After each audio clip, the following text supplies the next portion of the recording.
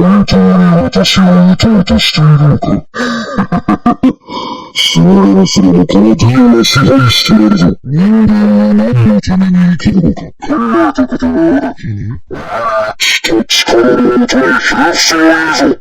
分かったか。なぜこの体に近づいたか。お前が手を奪いでくるなんて。この体を守れると思うぞ。お前は特別な人間のようだね。恐れることはない。素晴らしい。素晴らしいぞ。お前こそ、この体のことにふさわしい。さあじゃあ、この体の血を引っ張らないようにするが。わかったか。なぜこの体に近づいたか。私はやめて、その写真を入れた。見たのか、そのオールドの力が。最高に入ったやつだ。